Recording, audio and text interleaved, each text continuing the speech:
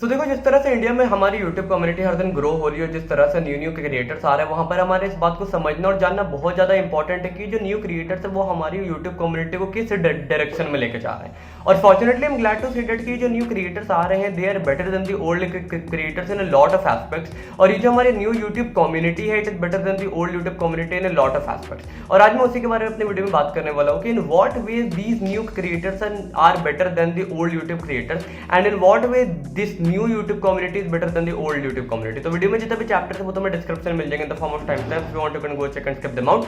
Part number 1, who are new creators and who are old creators. तो देखो, ये ऐसे तो बाइफरकेशन करना बहुत मुश्किल है कि कौन ओल्ड है और कौन न्यू है, पर एक जनरल परसेप्शन से देखा जाए तो ओल्ड क्रिएटर्स वो हैं जो 2015, 16, 17 के टाइम पर जिनके करियर को बूम मिला, और न्यू वो है जो 18, 19, 20 के हिसाब से जिनके करियर को एक बूम मिला। तो अगर मैं कुछ ओल्ड की बात ले लूँ तो वही बीबी, कैरी, आशीष, अमित, टेक्निकल गुरुजी, शर्मा जी टेक्निकल, ऐसे लोग हैं। और अगर मैं न्यू की बात करूँ तो सन रेबी हो गया, ज्ञानी है, या फिर डैंक ऋषु है, वेदांत है, प्रखर है, ऐसे लोग हैं। अब यहाँ पर कुछ लोग हैं जो जब हमारी यूट्यूब कम्युनिटी ओल्ड थी वो ओल्ड भी थे, और जब हमारी यूट्यूब कम्युनिटी आज की डेट में इवॉल्व हो रही है तो उन्होंने खुद को इवॉल्व कर लिया। So I am not talking about them, I am just talking about जो ओल्ड है और जो न्यू है। Now the second and the most important part of the video, in what ways these new YouTube creators are better than the old YouTube creators.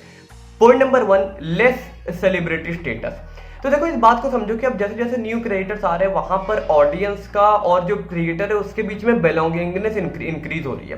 तो क्या होता है कि अगर तुम्हारे सामने बीबी या फिर अमित आ जाए या फिर कोई ऐसा ओल्ड और कोई बहुत बड़ा क्रिएटर आ जाए तो तुम्हारे मन में वो जो सेलिब्रिटी वाली फीलिंग है वो आती है कि अरे बाप रे, तो सेलिब्रिटी है, और तुम थोड़ा सा कांपने लगते हो कि तो तुम्हें लगता है कि आज मैंने इससे मिल लिया, उससे मिल लिया, ये वाली बात होती है। जैसा बेसिकली बॉलीवुड वालों के साथ होता है कि अगर तुम्हारे सामने शाहरुख खान खड़ा हो जाए तो तुम कांप जाओगे कि भाई शाहरुख खान है। पर आज की डेट में अगर मैं न्यू के क्रिएटर्स की बात करूं, अगर कल को तुम्हारे सामने वेदांत आके खड़ा हो जाता है या फिर कैप्टन इंडिया आके खड़ा हो जाता है तो तुम्हें ऐसा लगेगा कि तुम्हारे भाई है, और ये काफी अच्छी चीज है।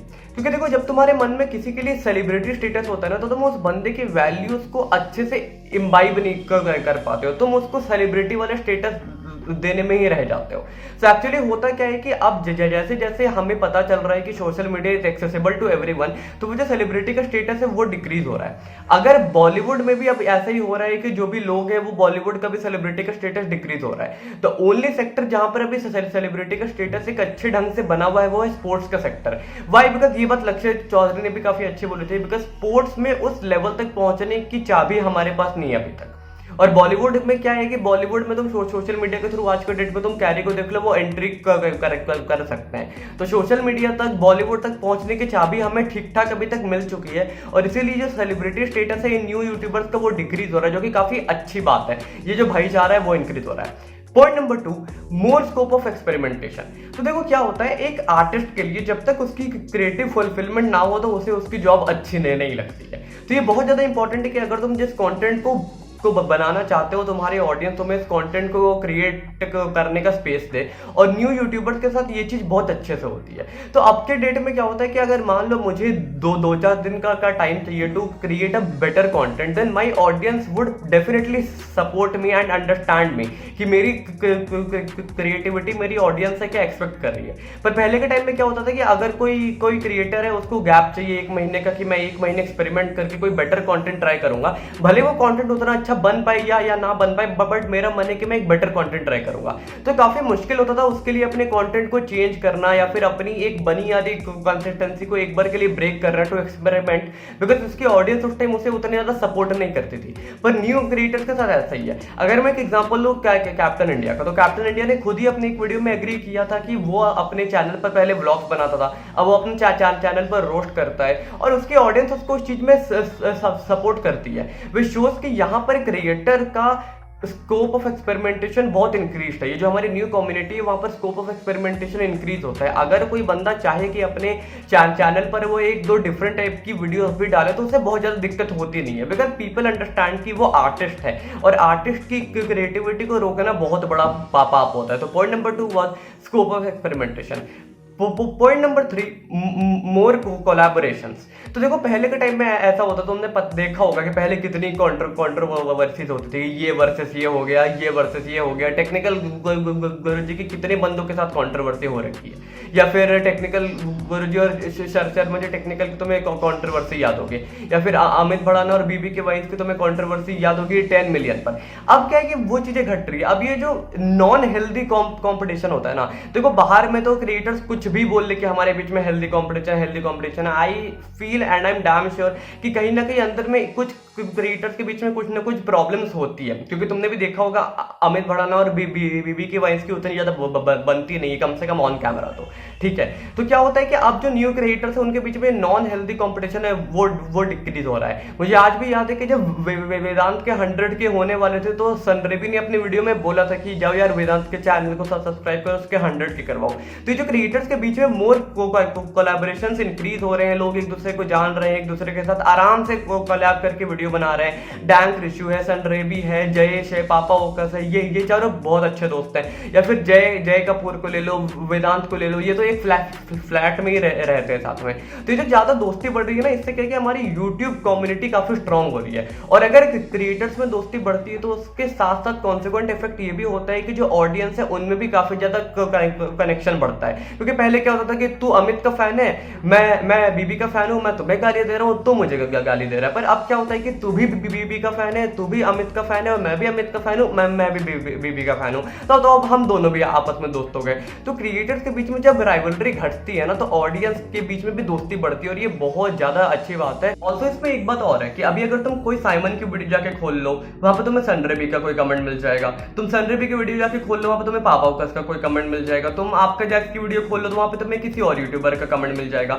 तो लोगों ने इस बात को समझना स्टार्ट कर दिया कि भाई हम सब इंसान हैं, और अगर मैंने किसी फेलो यूट्यूबर की कमेंट सेक्शन में जाके कोई कमेंट कर दिया तो हम छोटे नहीं हो जाते। पर वहां पर ऐसा नहीं है। ओल्ड यूट्यूबर्स में अगर तुम जाके देखोगे, तुम्हें कौन सी आशीष की वीडियो में बीबी का कमेंट दिखता है, तुम्हें कौन सी कैरी की वीडियो में आशीष का कमेंट दिखता है, वो बहुत ज्यादा रेयर होता है। मैंने तो आज तक देखा नहीं, वो बहुत ज्यादा रेयर होता है। तो ये चीज चेंज हो रही है, और ये पता है एक ऑडियंस में ना काफी अच्छा मैसेज भेजता है कि जब हमारे ऑडियंस क्रिएटर्स जो एक वे में आपस में राइवल्स है, वो जब इतनी अच्छी दोस्ती कर सकते हैं, तो ये जो हमारी ऑडियंस की कम्युनिटी है भी बहुत ज्यादा बिल्ड होती है। अगेन ये बहुत ज्यादा अच्छी बात है। Point number 4, more acceptance of criticism. तो देखो पहले क्या होता था ना कि अगर किसी बंदे ने दूसरे बंदे को क्रिटिसाइज किया, और नो मैटर वो क्रिटिसिज्म कितना भी वैलिड हो और कितने भी ढंग से किया गया हो, सामने वाला बंदा खुद को आकर डिफेंड करेगा ही करेगा, नो मैटर उसके डिफेंस वाले पॉइंट्स कितने ही रॉन्ग हो। और ये बात पहले काफी रॉन्ग होती थी, अभी मेंटालिटी चेंज हो रही है। अब क्या है कि कोई बंदा सामने वाले बंदे को अगर क्रिटिसाइज करता है और वो क्रिटिसिज्म एक्चुअली में राइट है, तो सामने वाला बंदा आके सॉरी बोलता है। अगर कोई क्रिएटर ने कोई गलती कर रखी है तो सामने वाला बंदा आके सॉरी बोल देता है, उसमें कोई दिक्कत नहीं है। और ये काफी अच्छी चीज है कि पीपल हैव स्टार्टेड एक्सेप्टिंग कि सॉरी बोल देने से मैं छोटा नहीं हो जाऊंगा। मैं भी इंसान हूं, मैं अगर यूट्यूब पर काम करता हूं उसका मतलब ये नहीं कि मैं भगवान हो गया, मैं भी इंसान हूं, और एज ए क्रिएटर मुझसे भी गलतियां होती है, हम सबसे होती है, मुझसे भी होती है, तुमसे भी होती है। तो अगर मैं आके सॉरी बोल दूं तो that can be the smartest thing a person can ever do.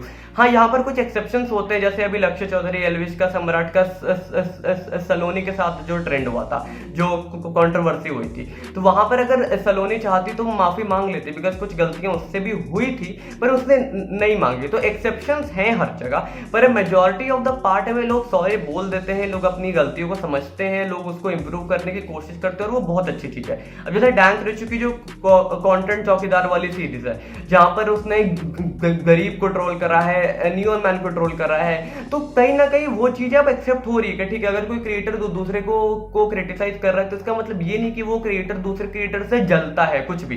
Criticism एक कंटेंट का पार्ट है, और ये जो कंटेंट की जो क्रिटिसिज्म होती है ये बहुत इंपॉर्टेंट होती है अगर हम चाहते हैं हमारी यूट्यूब कम्युनिटी को आगे लेके जाना। और ये जो चेंजिंग मेंटालिटी है कि हाँ हम क्रिटिसिज्म को एक्सेप्ट करेंगे, ये बहुत अच्छी चीज है जो कि एक कम्युनिटी को और खासकर यूट्यूब कम्युनिटी को बहुत ज्यादा स्ट्रॉन्ग बनाती है।